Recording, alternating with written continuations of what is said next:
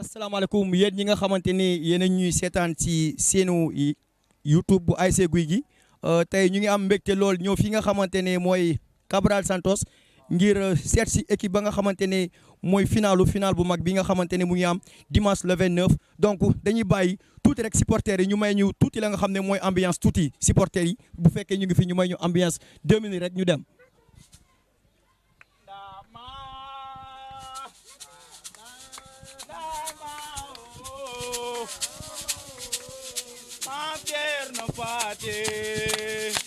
Mondama la ca ajana dama o mamje no pati ay damal masa ajana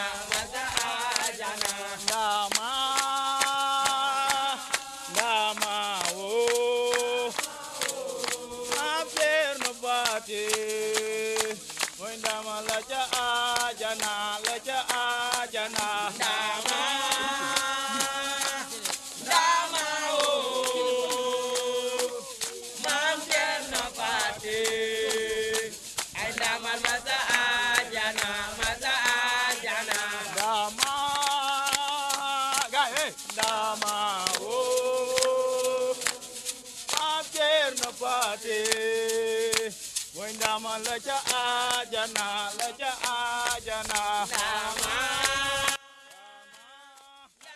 donc si biir waxtaan bi tey am na ña nga xamante ne ñoom lañ fekk si ñu présenté leen ñi nga xamante ne ñoom la ñu war a waxtaanal ki ci njëkk mooy suñu tonton Amadou Ndaw nekk ka nga xam ne responsable la fii nga xamante ne mooy gox bi keneen ki ñu war a waxtaanal bokk na ci Bikaas ñuy tonton Bikaas nga xamante ne chaque fois mu ngi accompagner xale yi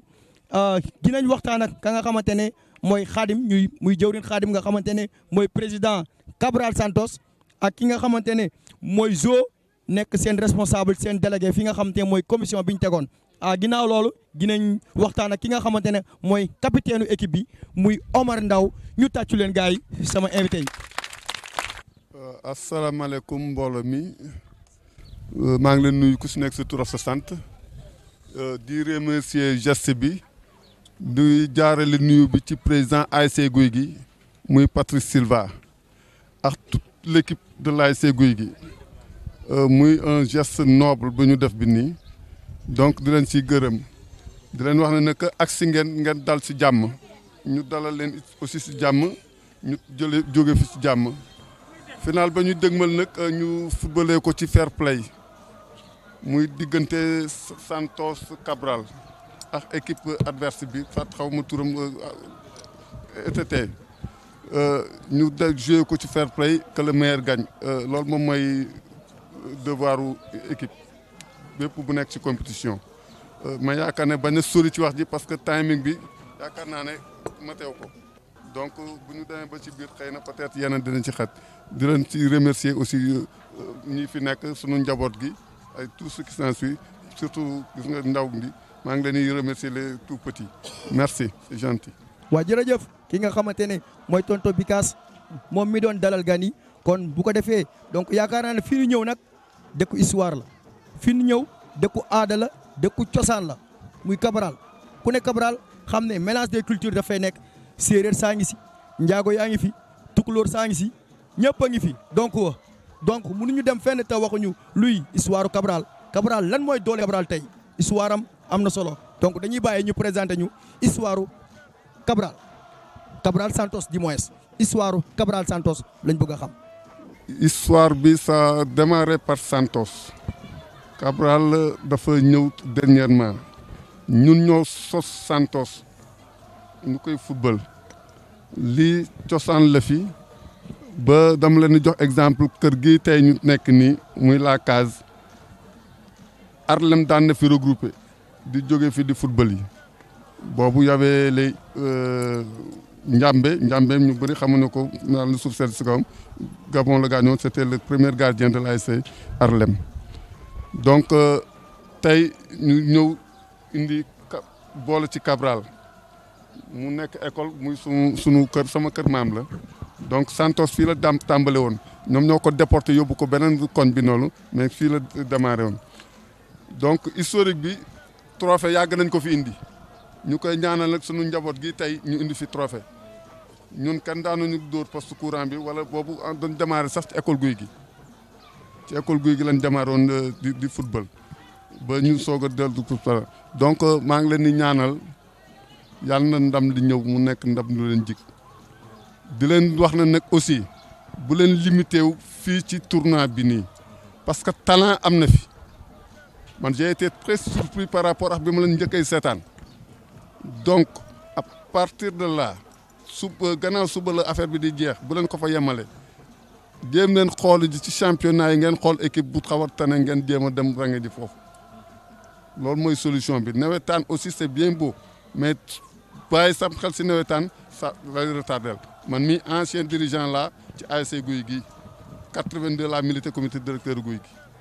ba à nos jours dirigeant la ba tey parce que lu Guy gi deftu naa ko yëg xam naa ko naa leen ko gën a bëgg yéen ñëpp yéen ñi donc il faut aller de l'avant au lieu que ngeen limité wu ci nawetaan loolu laa doon wax ci ouverture bi. waaw jërëjëf tonton Bicas kàddu yi am na solo un peu donc wax nañu ci histoire bi nga xamante ne moo fi nekkoon muy diggante Santos mi nga xamante ne moom la koñ bi tuddoon Cabral ñëw fekk ci ko Cabral nekk turu école Amical Cabral donc yaakaar naa ne loolu am na solo dégg ngeen soññi bi mu soññi tamit ndaw ñi ne bu ñu resee fii rek bu lii jeexee ñu dem lambi feneen ay talent ngi fi loolu dëgg la lu wér la donc dañuy jox kàddu gi tamit suñu tonton Amadou Ndaw moom nga xamante ne yaakaar naa ne ci wàllu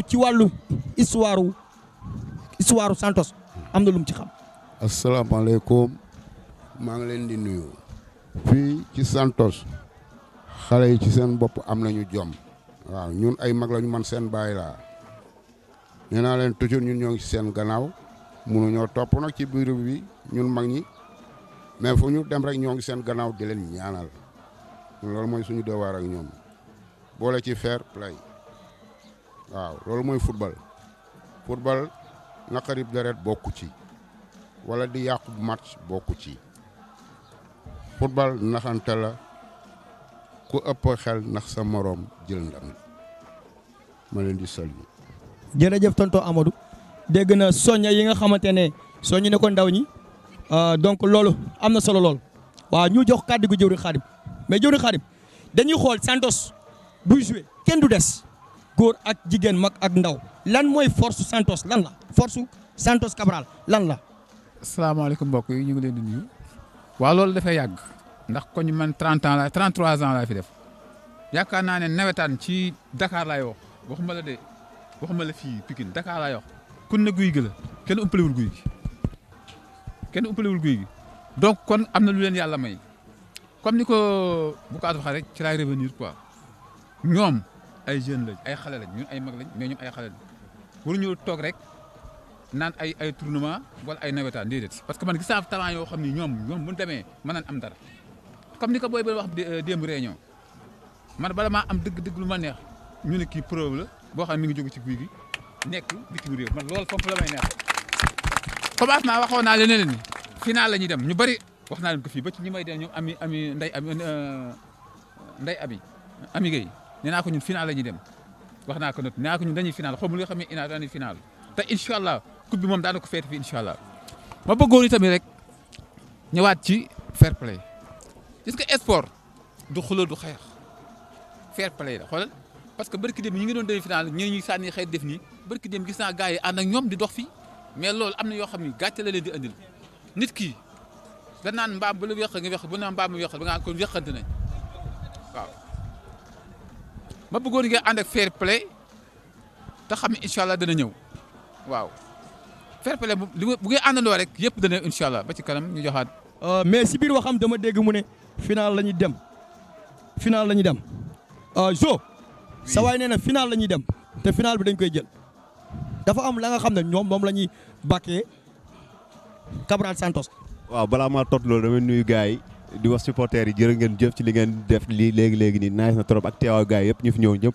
parce que koñ bi yaatu na tey gis naa fi waa Darkase gis naa fi ñëpp pour wax rek ñun ñoo bokk ndey ñoo bokk bàyyi donc li nice na quoi pour tontu tamit sa question daf may neex quoi parce que bu ñu waxee ay affaire de mystique la xëy na ñoom ñoo ko jàppee foofu mais bu dee football la ñëpp gis nañ ko Cabral moom football fii la fekk baax quoi ak Santos bu dee football carrément la ñuy wax bu ñu ñëwee terrain football la ñuy wane bu ñu ñëwee dañuy gagné affaire de mystique nag affaire de mystique yi ñuy wax noonu dañuy neexal rek comme ni ñu ko waxee yaa ko wax léegi sa biir kàddu ne Cabral dëkku culture la ethnie yu bëri nekk nañ fi donc dafa day taaral bés bi kon donc yooyu yëpp mëntey ñàkk il faut ñuy ñëw jéem a dox si maayanu gars yi mais du loo xamante ne pour yàq la c'est juste rek pour naajsel bés bi moo taxoon ñuy ñëw noonu di rafetal affaire yi mais bu dee football kese xam naa ni moom Cabral kenn du dem mu des ginnaaw quoi. mais man li ma remarqué dafa mel ni gars yi dañoo liw de dañoo sedd de mbaadu ETT dañ leen njëkk ci xon yi dafa mel ni ETT dañ leen njëkk ci xon yi te gars yi c'est mou Balla président bi c'est mou de il paraît que c'est mou waaw donc dañuy ñëwaat ci li nga xamante ne rek mooy Omar en tant que capitaine bu ñuy dem si soir tuuti sa waajur bu góor nekkoon fii délégué de quartier nga xamante ne muy Guy Salam 2A tey Omar ñu jël lépp jox la nga nekk capitaine u sélection Cabral Santos Omar ban gis-gis nga am si tournoi bi. maa ngi nuyu suñu papa yi fi toog yëpp ak sama morom yi fi nekk ak xale yu ndaw yi jigéen ñi ñëpp maa ngi lay nuyu di bëggee ñëpp waaw di leen wax nag lii nii waaw genre affaire yu mel ni gëj na fee am quoi gëj na am si ASC bi kon li ngeen def nii initiative bu rafet la ñu ngi koy rafetlu bu baax a baax parce que mooy loolu parce que genre affaire yi gëj na fee am te yéen a ko fi indiwaat donc ñu ngi koy rafetlu bu baax a baax sam papa Alaaji Ndaw tamit ñu ngi ciy wax tam ñu ngi koy ñaanal tamit yàlla yërëm ko xaare ko àjjana moom ak yeneen ñi fi génn àdduna yëpp ñu ngi leen di ñaanal waaw di leen wax nag tournoi bi ñun dañoo jël suñu lépp fixé ko si tournoi bi parce que tamit ren nawetaan amul tamit dañoo jël lii jàppee ko nawet waaw lu ne nag waxal nañ ñu ko fii nii lu ne da waa Cabral tournoi bi nii ak na affaire yooyu mais lépp dañ koo jël tegee ko nële ba ñu commencé tournoi ba tey gars yi gis nañ ni rafetal la ñu indil lu rafet rek la ñu indi te nag maa leen wax nag gars affaire dafa des instant bi des na lu bëree bëri final bi ni ñu koy préparé ñun rek ñoo ko xam peut-être yéen a ngi koy préparé seen côté mais ñun tamit ñu ngi koy pare quoi te violence bi tamit mooy loolu bi soobee yàlla li ngeen bëgg yëpp du fa am si wàllum lu ñaaw yëpp du fa am waaw mooy loolu daal laa am lu may wax daal commencement daal loolu laa xam ne naa. donc li nga xam ne la fi gars yi wax dégg nañ ko am na solo lool ku ci mel ni Omar muy woote si li nga xamante ne mooy violence bi surtout gars yi surtout loolu dañ ciy incité bu baax parce que li ko ëmb lépp mooy ñu gën a fédéré ñu gën a boole ñi nga xamante ne ñoo fi nekk donc yaakaar naa ne ci loolu la Santos Cabral dox parce que tey bi ñu xoolee ne ñoom seen parrain kan lañ jël seen parrain muy Fallou Dieng bokk fi nga xamante ne mooy Darkase gi gis nañ fi tamit suñu grand Famara nga xamante ne tey ku nekk moom xàmmewul Darkase ak Guy gi donc yaakaar naa ne si non violence bi waa Cabral ñu ngi ciy dox donc dañuy jël benn minute rek jox ko ki nga xamante ne mooy parrain bi tamit moom ban sentiment la am bi nga xamante ne lañ jëlee bés bu toll nii tuddee ko. salaamaaleykum gars yi maa ngi nuyu ku ci nekk sa tur ak sa sant di nuyu suñu papa yi toog fii di nuyu sama gars yi nekk fii di nuyu waa ASC Guy gi waaw di wax ne ASC Guy gi moom ASC ñëpp la waaw di sant ñëpp di gërëm ñëpp di bëggee waa Cabral bu baax a baax waaw parce que li ñu jël tuddee ma ko mën naa ni dafa kawe sama njort dëgg yàlla parce que ñun ñëpp on est ensemble ñoo far ñëpp ñooy ànd chaque jour ñooy foo mais suñu jëlee jox ma ko du dara du tegg nekk nii mais yëg-yëg la rek te yëg-yëg boobu dama leen koy delloo ko ci kanam yàlla di leen ñaanal nag dimanche incha allah yàlla may leen ndam ñu yëkkati ko bi indi ko fii ma déplacé leen yóbbu leen ba ci ministre des sports incha allah su neexee yàlla. jërëjëf. waaw bu ñu xoolee tamit ci force li nga xamante ne mooy Cabral Santos bokk na ci force bu am solo muy jigéen lépp lu amul jigéen rek xam na ne demul Santos nag ak Cabral loolu lañ xam ne lu am solo la moo tax dama fi gis sax ñoom comité des supporters ba nga xamante ne jigéen yee ko jiite donc seen représentante laay waxal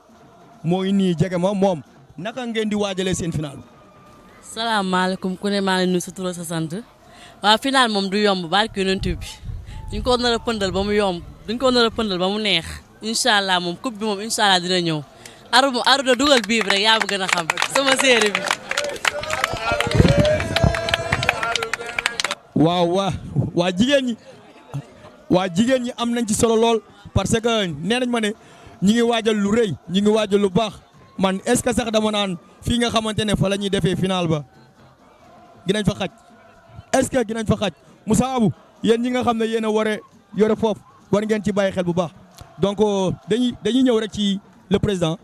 mais président naka ngeen di waajalee final bi. waaw comme ni ñu koy waajalee rek nañ daan waajale rek parce que c'est pas la première fois parce que ñun waajal nañ guy gi ba tàyyi kon lii duñu mën a jaaxal ñun koy waajal mooy ci jàmm rek man moom ñi ma yor xam naa ne liy indi histoire fi histoire yaakaar sax dafa am moom ñoom duñ ko indi loolu lu ma xam la fair play rek parce que it booy yi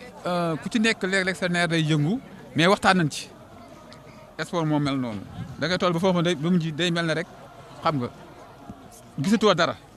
luñ la waaye wax da nga yaakaar na la koo yabe te ñoom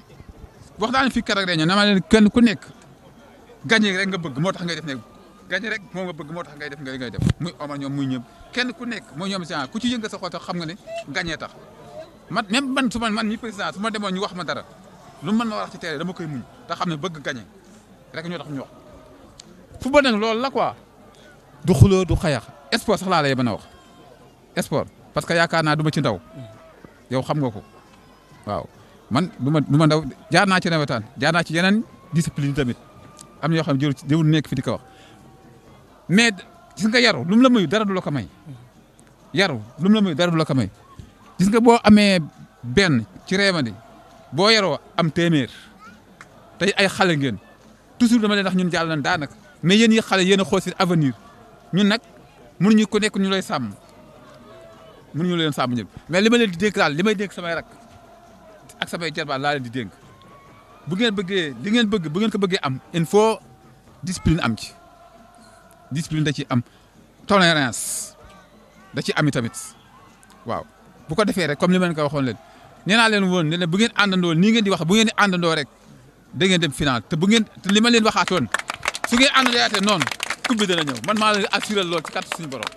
waaw incha allah. jërëjëf président si kaddu yi nga xamante ne am na solo surtout lancé bi nga xamante ne mu ngi koy lancé supporters yi parce que dañuy def remarque ne joueurs yi nga xam ne ñoo nekk ci biir terrain bi coow buy am ñoom la plupart coow bu jógee foofu donc ci ginnaaw lay jógee kon ñu ngi soññaat ñëpp ña nga xamante ne ñu ngi ñëw ànd ak yar ak teggin ak discipline xam ne foola ak reeral final bi muy ETT muy Santos Cabral képp ku ko mën a jël xam ne ci guy gi la ndam li génnul guy gi lépp a ngi ci biir guy gi et je dis que le fait nga participer rek loolu jël nga ndam le fait que nga participer rek loolu dab la dañuy jox Omar Ndaw naka ngeen di looy soññ supporters yi Omar. waaw daaf waaw comme ni nga ko waxee rek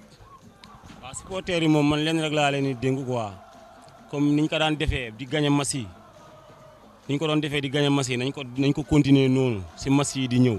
match bii di ñëw boog du moins nañ ko continuer si match bii di ñëw xam nga ñu ànd ak doole ak ñu daan def daal ba gagné match yi noonu laa bëgg bii pa match bii di ñëw ñu indi ko gars yi may ñu doole nekk suñu ginnaaw man gëm naa ni moom bu ñu defee loolu moom wax dëgg yàlla coupe bi moom amul lu ñu koy teree indi bu soobee yàlla parce que gis naa ni moom kii bi mu ngi fi quoi talent bi mu ngi si gars yi football yëpp gars yi moom xam naa ne talent bi mu ngi fi te yéen tamit bëgg naa leen dénk tamit dara tamit bëgg naa leen dénk benn affaire yéen yi nga xam ne yéen a organisé tournoi bi dëgg la tamit tournoi bi organisé yoon def ngeen jël ngeen ay matukaay yëpp mais tamit bëgg naa ngeen jàppale seen yi quoi parce que football tamit yemul fii peut-être ay yenn édition ñu ngi ñëw ay yenn kii ñu ngi ñëw mais bëgg naa ngeen jàppale seen yi nga xam ne ñoo nekk si koñ bi ñun sax garaawul ñun ay peut-être dañuy gunge booy rek peut-être nekkul amaguñ yenn âge yi mais tamit suñuy rakk ñu ngi fi te am nañ talent bëgg naa tamit ngeen jàpp si quoi même bu dul dara sax ngeen jàppale leen bu baax daal bëgg naa te maa ngi gërëm tamit suñu papa yu fi teew yëpp ñoo nga xam ne dañuy sonn si ñun chaque match dañuy def ay déplacement dérangement ñëw toog fi bàyyi seen yite yëpp ñoom comme ñoom Père Bigas ñoom Xaarim ay ñeneen ak ñeneen di gërëm ñoom Daouda Ndiaye Dev dafa sonn suñu match yi ay ñoom Dev ñoom Issa Baye ñoom Baye Cheikh gars yu bëri waa Santos affaire bi du Cabral kese Cabral ak Santos la ñaari koñ la ak ñeneen gars yi dañuy ñëw fii di sonn si affaire yi regroupement ñuy génnee seen xaalis di ko def si ñun kon lii da lay leer ni kon lii nii gars yi dañ see def seen fulla daal gars yi xeebaluñu ko benn yoon di gërëm suñu grand yi nag si gars yëpp naa leen di gërëm billaahi xam nga wax na neexul tamit waaw mais tamit nag mooy loolu di leen wane daal suñu xol fees na quoi suñu xol fees na ñun ñu ngi leen di gërëm yéen ñëpp suñu grand yëpp gars yi sonn si affaire yëpp ñu ngi leen di gërëm. mënuñu wax ba wax ci jeex te waxuñu ki nga xamante ne moom lañ dénk lépp équipe bi muy ka nga xamante ne ndaw la am ambition ci li muy def te boo gisee équipe bu mel ni Santos Cabral ñu jël xale bu ndaw jox ko ne ko yow la ñu wóolu yaa ñuy tegal suñu équipe donc Joël mu bëgg ngeen tàcc Joël bu baax te que def na liggéey bu am solo Joël bu ko defee nga ñëw saafonteeg supporters yi. salaamaaleykum gars yi maa ngi béggee ñëpp waaw di nuyu gars yi fi teew yëpp di nuyu suñu papa yi fi ñëw waaw di nuyu gars yi di nuyu dirigeant yëpp waaw man lu may wax moom bëriwul quoi waaw man à chaque fois comme gars yi duñ ko waxee démb réunion rek final dañ koy gagné duñ ko joué quoi waaw te incha allah man gëm naa dañ koy gagné quoi waaw parce que man li ma gëm mooy ñuy dugg terrain ñooy koy mas lu ñu naan ay Cabral lii lañ gëm non non man xaw ma loolu quoi dañuy teg bal suuf ñu joué man loolu laa gëm te chaque fois dama naan les méritants ñooy joué te ñoom ñooy gagné mas man loolu laa xam quoi football pour man musique 2% la ci football quoi pour man ay joueurs ñooy gagné mas leneen yëpp ay détails la quoi waaw te man gëm naa ni man fu ma dem góoma defet quoi man victoire rek laa gëm bañ na ba moom gagné damay jooy waaw moo taxit nag damay def lépp pour gagné pour am ndam waaw man loolu laa gëm quoi. merci coach. xaj na li ko gën a taxawal Omar am na fu mu laal parce que bu ñuy xool objectif u ASC Gouy Gui mooy xool jeunes yi nga xamante ne ñu ngi fi te yàlla def seen loxo jotul seen ginnaaw wala am fenn fa nga xamante ne bëgg nañ fa dem te mënuñu fa egg ASC Gouy Gui dafa ñëw pour accompagner leen incha allahu rabbi yàlla def na am nañ ay partenaires yi nga xamante ne ñu ngi fi bu néewul dara incha allah dinañ taxaw li nga xamante ne muy académie foot Ablaye Camara nga xamante ne Laye Camara mooy manager bi am nañ ay partenaires yi nga xam ne ñu ngi Norvège incha allahu rabbi bu yàggul dara gi nañ fi ñëw donc loolu pour suñu rax yi la comme ñun yàlla def na li ñu mën ci football bariwul donc loolu mooy suñu objectif kon ñu bàyyi ndaw ñi ne nañu gëm seen bopp incha allahu rabbi dinañ leen jàppale bépp fànn bu leen mën a jàppale rek dinañ leen jàppale parce que Gouy Gui dafa am yeneen i gis-gis nekkatul ci football bi rek ak wala ak yooyu am na yu bëri ya nga xamante ne mu ngi fi te incha allahu rabbi dinañ ci jàpp dinañ ci liggéey li ñu ñaan rek mooy mbooloo mi yëpp gën a ñëw ñu seerew jàppante loxo yi takk sër yi takk tuba yi xam ne mbooloo mooy doole loolu bu ñu ko def rek incha allah li nañ bëgg dina yomb kon damay jox kàddu gi ki nga xamante ne tamit mooy suñu tonton Bigas bu ko defee mu tàggoo waale lancé waale message par rapport ak final bi. waaw di tàggatoo di remercier caméraman yi ak Abou sama jarbaat muy photographe di leen remercier ci seen liggéey bu xarañ bi ngeen nekkee yàlla na gën a jëm kanam donc daf ma touché au fond de mon cœur parce que bu ma waxee historique gu koñ bi wala Harlem dama ci fier pour mën ci dugg parce que mine de rien def naa fi 52 ans 68 ba tey maa ngi dëkk fii donc dina ma je serai très fier pour ma dugg ci historique bi waaw tudd na ay anciens joueurs yoo xam ne que sama ginnaaw lañ toppoon le premier libéro c'était Abou Camara il a eu la chance de jouer avec les Ndiaye Camara mu nekk libéro Ndiaye Camara nekk stoppeur boobu on joué fële ci terrain camp ba donc après ñooñu c'est les Albert Signou consort googu Julde Babayel Ndiaye c'était le meilleur numéro ñu koy wooyee Diego Maradona Diego moom tur boobu ba tey moom lañ koy wooyee donc cadet le football arrêté man mii di wax ak yéen def naa historique ci Gouye Gui parce que membre comité directeur la en 82 nekk adjoint entraîneur cadet ba yor cadet bi ba nekk fi président commission sportive ba nekk fi président commission culturelle ASC Gouye Gui donc ma xara ñoon trop parce que ba may dem j'étais le plus jeune Kalidou Gado laa fa fekkoon mu nekkoon fa jeune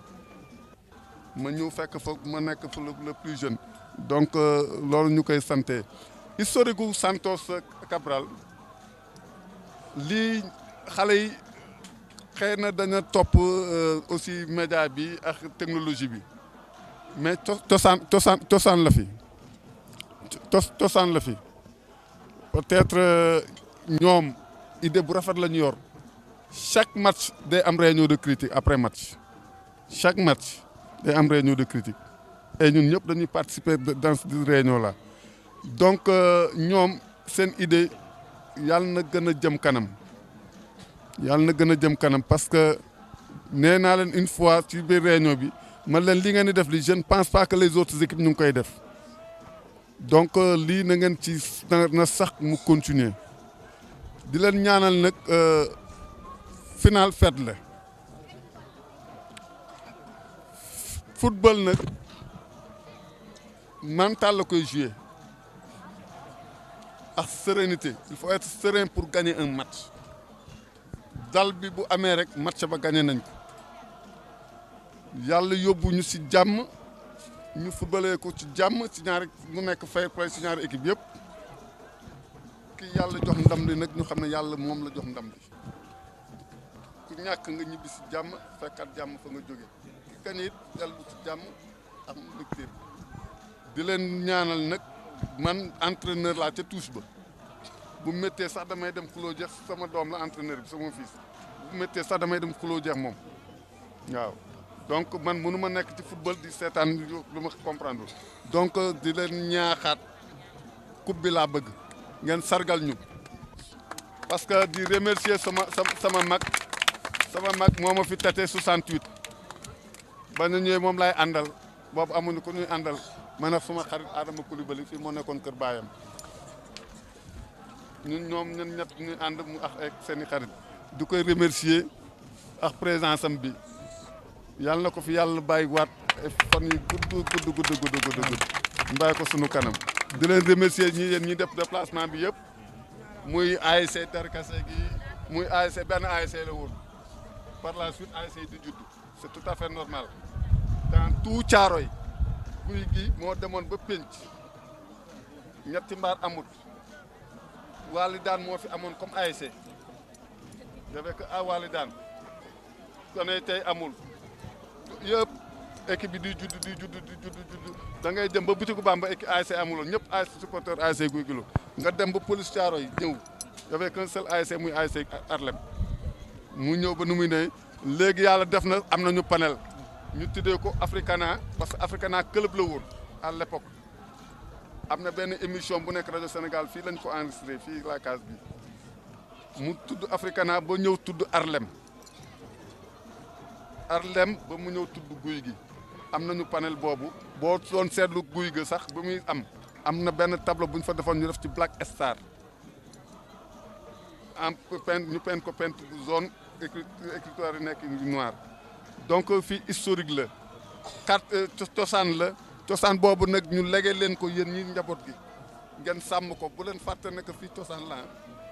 ba ci Guy Fatou Mbengue gi maire bi da daan jógee Pikine di ñëw di tuur si ñëw di tuur si donc c'est des histoires il faut que ngeen bàyyi loolu xel nag ngeen footballé ko ci faire que le meilleur gagne merci. bu ko defee kon comme ñëw nañ ci waxtaan bi nga xamante ne waxtaan bu am solo la tey ñu seet si woon ñi nga xamante ne mooy Casa Santos muy dëkku culture dëkku sport Cabral Santos du moins muy dëkku culture dëkku sport dëkk la ba nga xamante ne mag ñi am na luñ fi bàyyi te ndaw ñi ñu ngi topp ci lancé boobu kon ñu ngi ñaan dimanche le 29 ñu finalu ko ak final ba nga xamante ne finalu fair play la finalu jàmm final bu neex am ambiance te yaakaar naa ne loolu dina fa am donc tey mu nekkoon ñi nga xamante ne ñoo fi ñëwaloon ASC Gouy Gui waa Salam Pro ànd ci ak seen YouTube bu ASC Gouy Gui waaye ñu ngi may wax ne président comité des supporters tamit am na lu mu war a ñaax supporters yi bu ko defee le parrain tamit ñu ngi ma naan am na remise une remise somme symbolique ba nga xamante ne moom la ñëwoon pour jàppale ko ñi nga xamante ne mooy Cabral Santos donc kon ñu may le parrain mu def li nga xamante ne mooy remise somme symbolique bi. di gërëm waa Gouy Gui yëpp ak waa koñ bu gox bi yëpp man moom tey moom ñëw audition pour man ci équipe bi laa bokk waaye tey dama ñu ànd ak sama doomu ndey Alaaji Fallou moom mi nga xam ne moom lañu parrainé bis bi pour bëgg a jàppale booy di ñaan yàlla nag yàlla nañu yàlla defal jàmm coupe bi ñëw fi jàmm ak salaam ñu féet ko féete bu rëy di waajal daal neen daal li mu joxe daal xeeb na ko daal mais ñaan yàlla mu gën a waaw yaa ma gën a xam.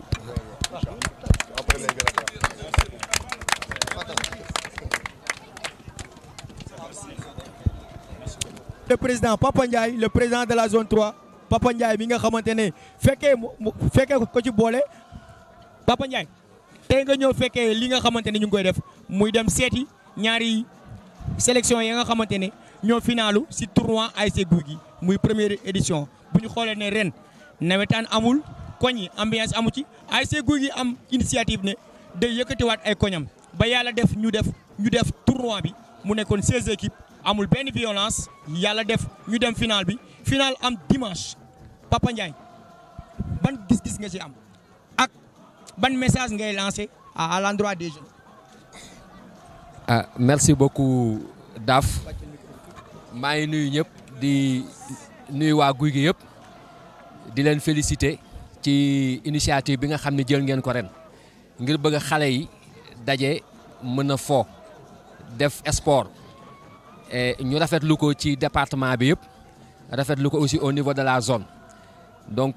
di ñaan yàlla rek final bi buñ ci yeggee mu nekk une fête pour tous les enfants pour xale yëpp ñi nga xam ne bokkoon nañ ci depuis le début ba ci fin bi góor ak jigéen ñun ñëpp ñu daje ci terrain bi def une grande fête pour vraiment primer suñu doom yi ak suñu jarbaat yi nga xam ne ñoom ñoo def loolu te amul benn violence mu nekk une première bi nga xam ne Gouy Gui moo ko fi def ren kenn xalaatul woon tournoi dina am yéen ngeen xalaat ko def ko donc loolu dañ leen ciy remercier waaw donc di ñaan yàlla ñu yegg ci ak jàmm xale yi teew autorités yi teew kilifa yi teew su ko defee ñu won suñu jarbaat yi suñu doom yi suñu rakk yi yoon bi nga xam ne moom la ñu war a jàll pour relever le défi demain waaw jërëjëf président jërëjëf kaddu yi am na solo rafet na loolu waaye ñu ngi lay invité dimanche yoo tamit incha allahu nga ñëw ànd ak ñun ci li nga xam ne fête bi la muy fête de la jeunesse lañ ko tuddee kon jërëjëf Papa Ndiaye kon ñu ngi woon fii nga xamante ne mooy amical Cabral Santos ñi war a finalu le 29 terrain ASC Gouy Gui kon supporters yi ngeen may ñu ambiance ñu tàggatoo ak ñoom kon jërë ngeen jëf gars yi ambiance merci président